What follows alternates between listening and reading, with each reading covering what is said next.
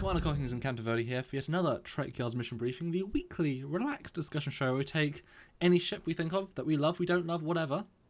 That's right, Stuart. And we discuss, we theorise, and we get feedback from you guys, our amazing community, with other information to put them in an episode.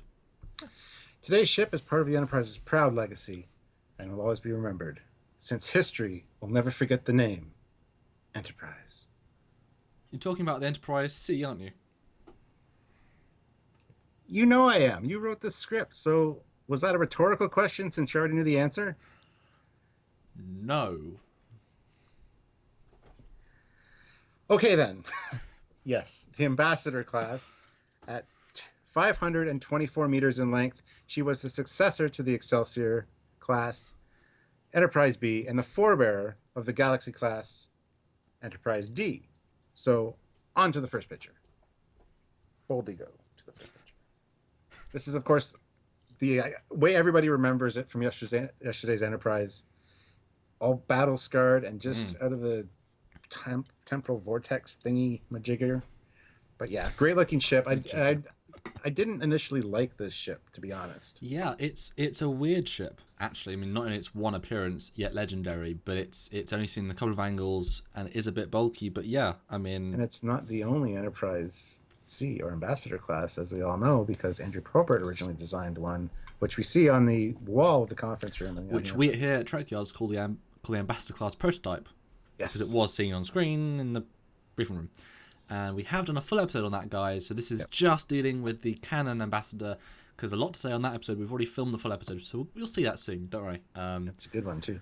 But yeah, I mean, yeah, from getting a model, I got to say I do like it more now. This is the Eagle Moss one, and it's one of their best, I think. It just feels really great. It looks really nice. Yeah, well, like I said, I never initially liked this ship. It kind of looked off to me. Yeah. But then I had to build my model of it. You had to. I had to. Yes, Stuart, you had to. Yeah, I did have to. I don't remember who got me the model kit, but I remember sitting here and didn't have a model to build, and it was the only model kit available, so I'm like, I gotta build it. And once I started building it, wow. I gained a new appreciation for it, and it's quickly become one of my favorite designs. Bit different to my one. You put a lot of extra detailing, haven't you? Wow. Yeah, I actually showed Rick Sternbach, and he's like, I love the coloring you did on that. It's amazing. And what was your inspiration for all that then? Because that's a lot more detailed than the actual canon, I suppose, did. No, the paint guide said to do certain colors and these rings and all that, and just not quite as bold. And I just went, it looks good like that, so I'm going to keep it. And I'm not going to tone it down at all. So, but anyway, on to our picture. So this is the iconic picture, and it's a really interesting ship. Although the first thing my brain goes towards is the Bussards, actually, that they've got. Because in the D, they've got those 3 lights, I believe. As you can see, the bulbs in the Bussards. And so you've got 5. It's interesting. It's a cool pattern, actually. Yeah. Yep, so the next picture. Looks like they either stole your design or you stole their design. This is Star Trek Online. As you can imagine, they have every ship imaginable, and they have the Ambassador. This is one of their paint jobs. That's pretty similar, Stuart. So, But this is the altered version, because it's got a different deflector, and it's got different end caps on the front of the nacelles, covered on the top and the bottom. Yes, this is the sort of post. This is the refit, I guess, the post original launch. To be more in with other designs. I like your one better. No offense, I do prefer the classic with the less obvious detailing, but this feels a bit more Babylon 5-y. I don't know. Sorry, Stuart. In the amount of different color shades, like it doesn't need that. What do you think? I think you can go to hell and you can die. Not in that order. But no, I think the bold patterning makes it look much better. But this one in particular. This one that's on the screen? Yeah. Yeah, I like it. I think it's better. Okay. I'm not a fan of the modified deflector and the nacelle tips. Personally, I think the original ones are a lot better. Okay. But I think the more bold color schemes look really good on Starfleet ships, and I wish they would have done more of that. Well, we can talk to them about it later on. And one thing I noticed for this one, the proportions look a little bit different. In the physical model, the neck is relatively small, and there's the Enterprise B, or Excelsior, style grating along the neck. on our versions it's a lot thinner, and this version it's a lot thicker. I don't know if they've rescaled up the neck to fit more with the D. I don't know. Maybe. I don't think so. I think it's just my Oh way well, of you're. perceiving it. I don't know. That's the problem with camera lenses and even fake CG camera lenses. It changes the effect. But yeah. All right, so let's move on to the next picture. Oh. A great shot of the ship from behind. Now, one other thing that's always bugged me about this is the back part of the saucer section. Okay. I feel it needs an impulse engine there. It just seems like such an empty Right. space. Yeah, actually. It just doesn't look right. There needs to be something here. It's as if they just stuck on a saucer, whereas everything seems to be a bit more integrated. Yeah. Yeah. Like they could have built it up a little bit and had some greeblies or an impulse crystal or something there. Would have been much better. I mean, my version hasn't actually got an impulse engine there, which I'm kind of disappointed at. Now I see it, because that's an obvious detail. Okay. But it would have been cool if, as you say, the whole back section would have been one impulse engine. Similar to the D, almost. Having a bigger impulse engine there. Or even, as I say, combine and give it an Excelsior style. That'd be interesting, and show that as the holdover from the Excelsior design. I know, yeah, definitely. I've never seen that before, but yeah, it's definitely missing something. Definitely. One of the things I've always wanted to do is build a Dreadnought version, put an extra third nacelle there, because there's a perfect spot, perfect home for it right there. But anyway, or even at the back of the secondary hull, see how that would look. The Dreadnought version from All Good Things. Ew. No. But no, it's a very interesting design because it's pushing it. It's a retrograde. You know, as in designed after the fact, to be in between other designs, and so it's interesting to see where they take elements from other things. And it's proto D, isn't it? And it definitely feels that way. They did a really good job making it feel before. Yeah. It doesn't feel like an advancement of the Excelsior class, but because they had to. It doesn't even feel related to the Excelsior class at all. Well, yeah, it's definitely not an evolution. The only thing they really carried over was this neck plating. Obviously, they changed in Soviet canon. They must have changed their design tactics, or even just mission profile. You know, longer exploration and all that. But definitely proto D, and it definitely works along those lines. And you can see two shuttle bays, one right behind the bridge module bump set anyway, and then the normal place, which is interesting. Yeah. Okay, cool. On to the next. Wow, this is a beautiful next render. Look at that. And the deflector looks like a wormhole. I was just gonna say that actually. That's very cool. The engines, the front caps look a little too round to me. They look like marbles. They look like half marbles. They look very fake.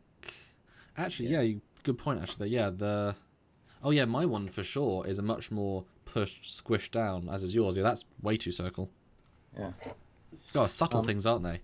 And the torpedo tubes in that picture are recessed. These actually stick out. I haven't even got any, so I can't speak to that. I do quite like how they're placed on that one, though. Actually, in the neck. I do too. I think that's a lot nicer than them sticking out like on this model here. One thing that's always worth knowing about the C is that the C is the first introduction of the phaser strips. So this is the proto phaser strips. You know, in obviously the Excelsior and the A, you have you have phaser ball turrets, as it were, and they've the same positioning. They've just been replaced by phaser strips, which I like.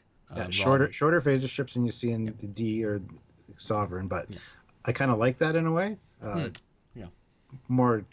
It's more visually appealing to have like the multiple strips than just one long one. And I've always liked that they have multiple fire on different phaser strips at the same time. And it's interesting how lack of things are on the bottom of the saucer. I mean, you know, we obviously look at things like the Sovereign and other advanced ships, and there's all this detail. And it's interesting to see lack of. And this was the first ship that also had escape pods in terms of the Enterprise lineage, because the Excelsior didn't. So it's interesting to see how the proto escape pod hatches look. They're just yellow. Yes. Well, white.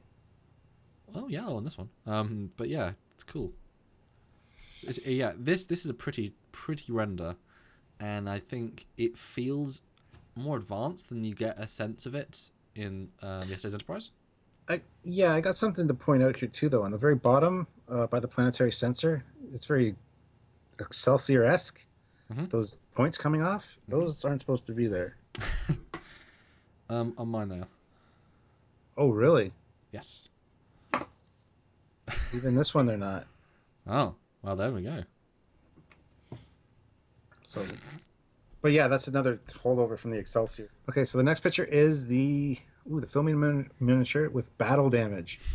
Now it's funny because I got battle damage stickers for this thing, but after I painted it, I'm like, this is too pretty to battle damage.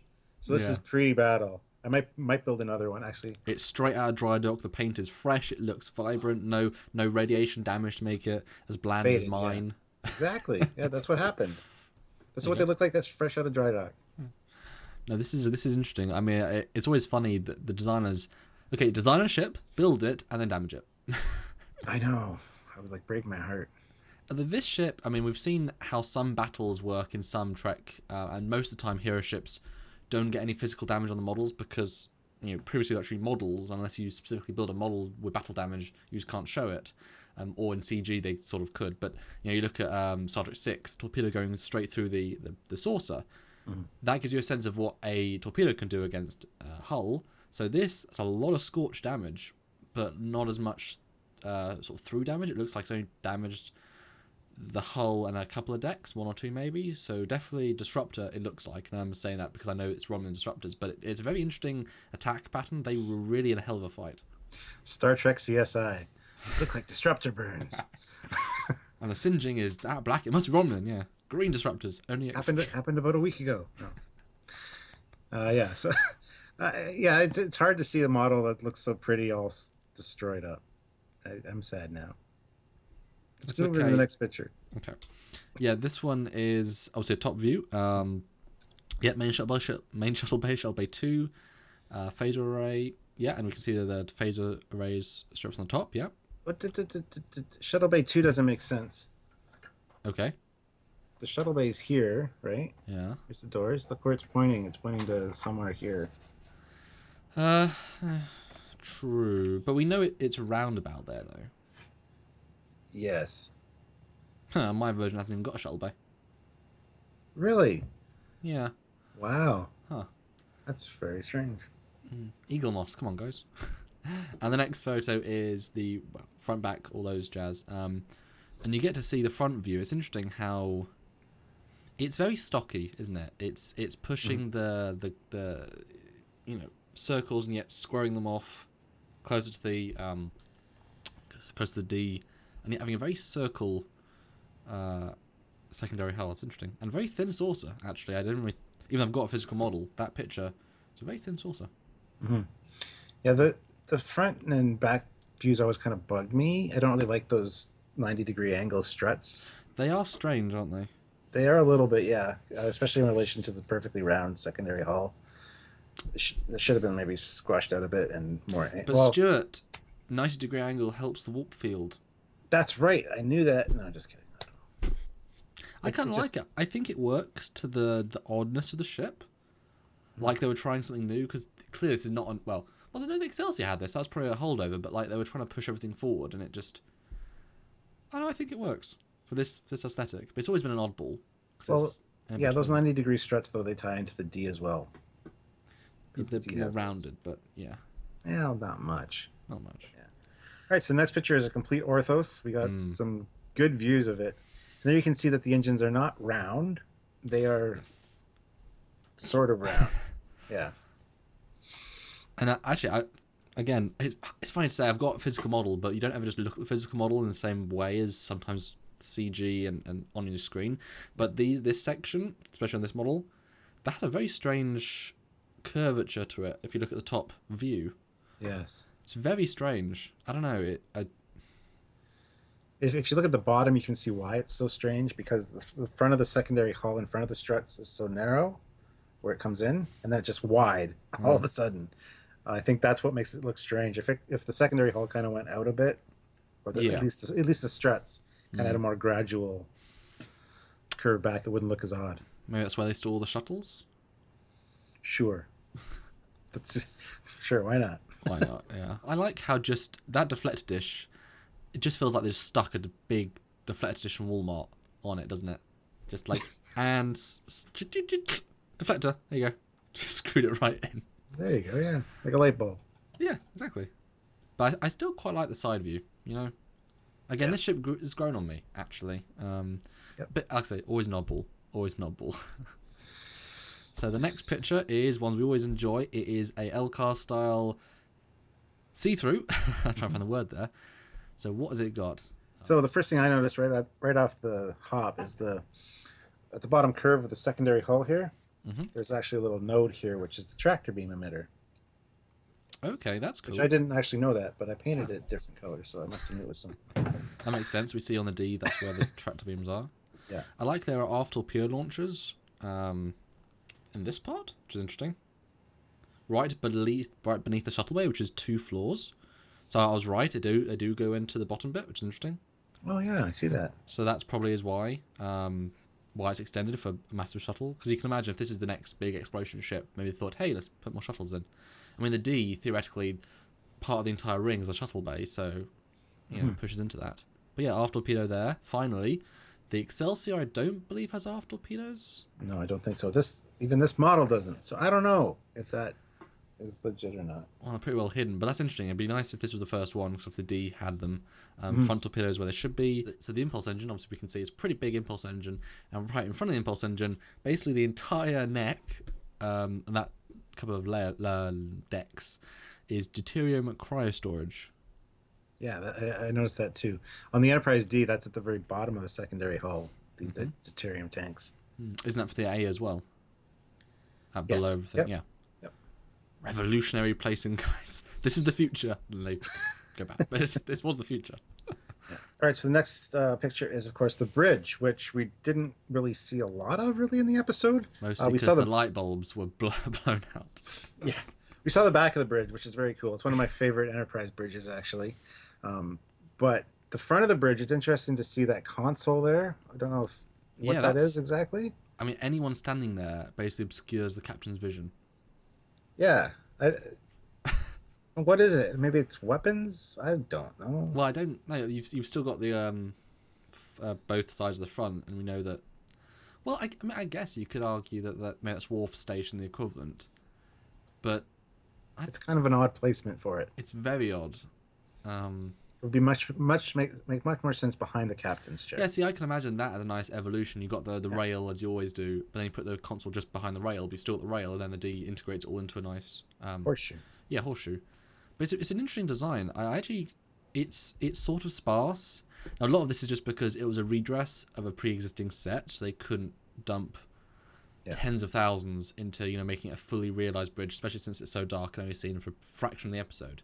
So that's part of it. But I kind of like how limited the consoles are. It feels very focused. It feels like a bit more of a wartime. Feels very compressed. But at the same time, now we've got lots of paneling.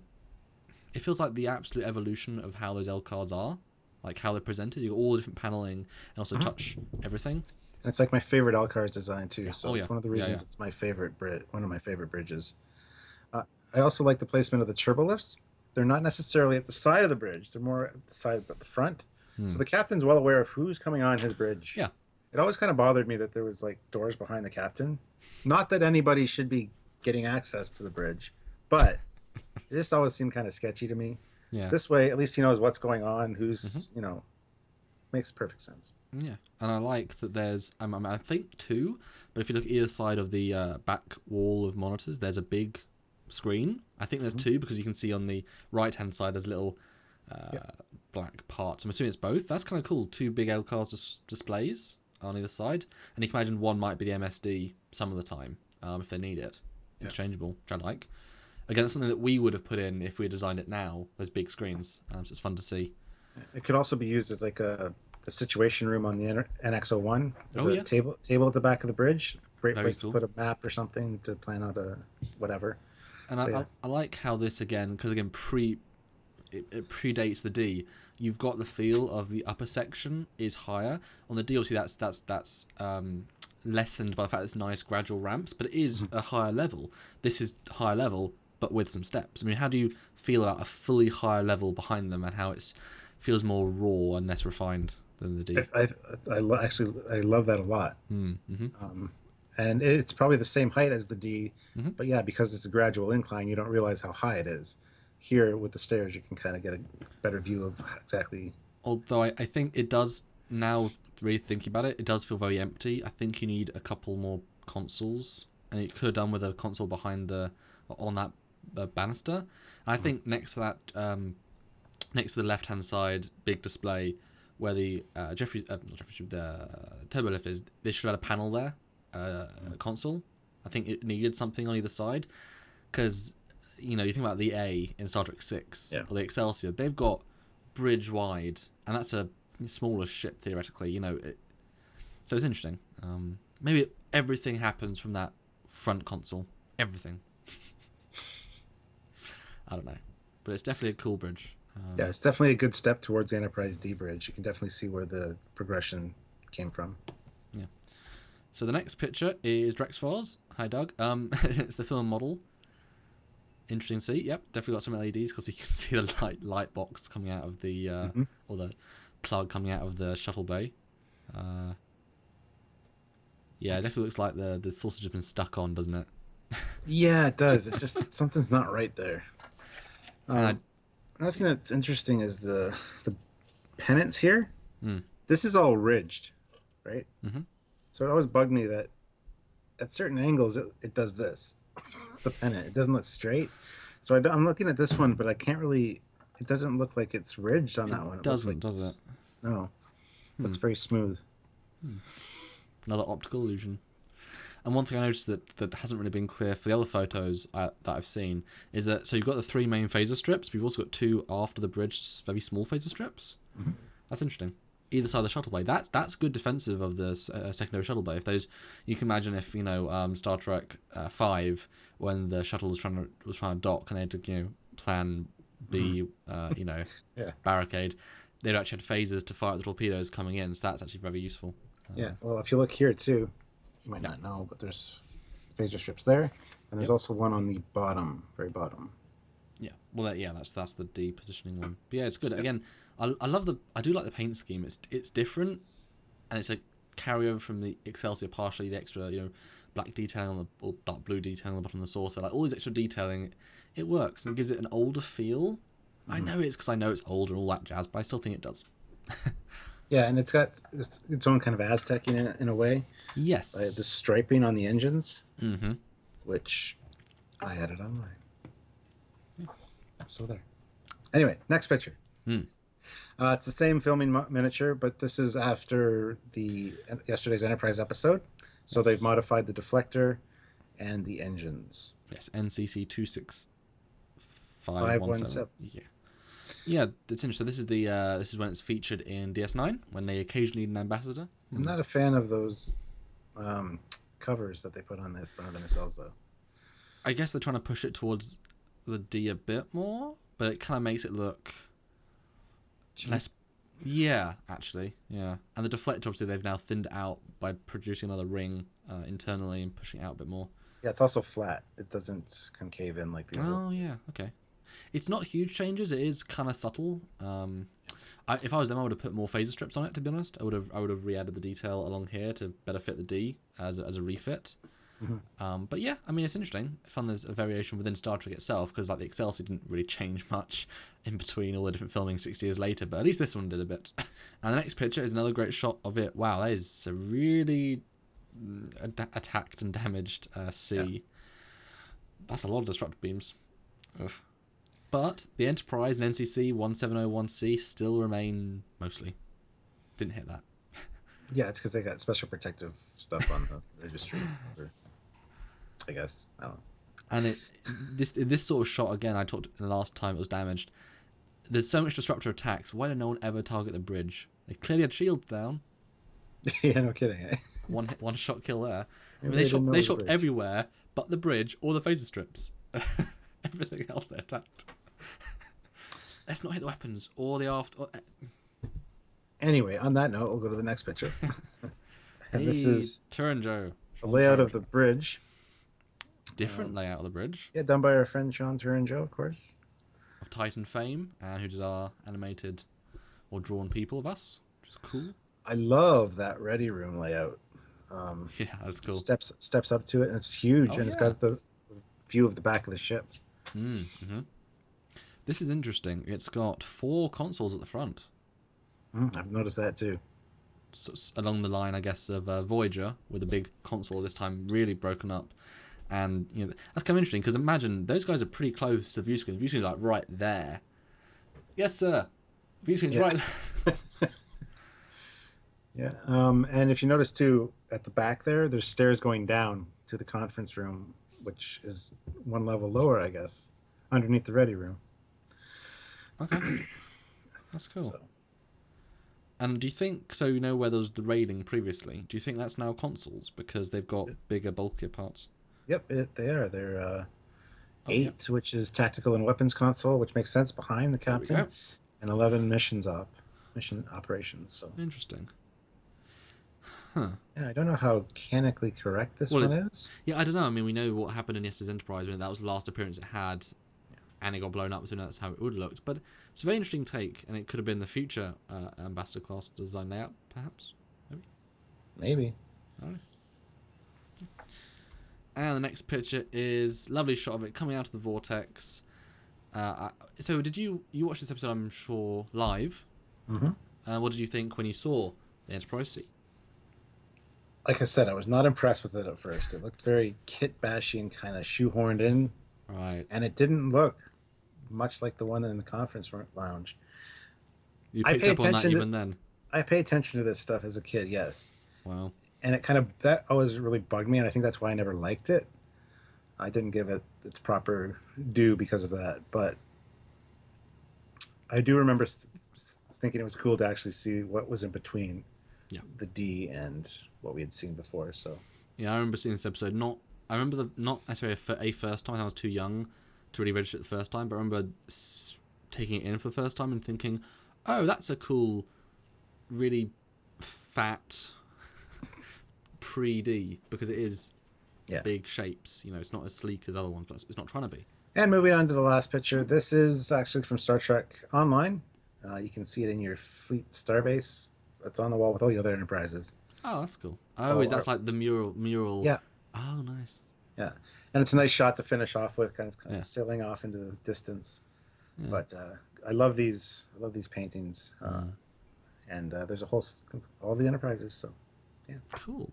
Okay, well that was the Enterprise C Ambassador class, canon version anyway. Any last thoughts you have on this one? Like I said, it's one of my favorite ship designs now, but it took a little while for me to get there. But definitely a neat little ship. Yeah. And the story behind it, the fact that there's 2 versions of it and why, it's one of the most interesting ships in Star Trek history, I think, personally. Mm-hmm. Yeah, absolutely. And yet only ever seen once, pretty much. Yeah, exactly. But at least it was shown. That's awesome that they actually took the effort to show the Enterprise C. It means a lot to the fans at the time, and even now if you go back and watch. And that is it for another Trekyards mission briefing with this amazing model. If you like this show, please give it a like. If you enjoy the content, then subscribe to this channel. And if you want more, then share this episode to everyone you like or don't like, or your enemies. Share it to your enemies and see how they'll suddenly become your friends. We're that good. Or any just like mind Trekkies. Anyone at all. And if you are able to support us, then please do go to our Patreon and give what you can per month, because there's so many ships to do. Just like Pokemon, we want to catch them all and we want to just make them all part of the Trekyards universe. Let's just say that. So yeah, if you can, please just support, like I say. And yeah, we'll keep bringing great episodes, but we can't do it without fan support. And that is it for another week, guys. So until next time, see ya. Bye.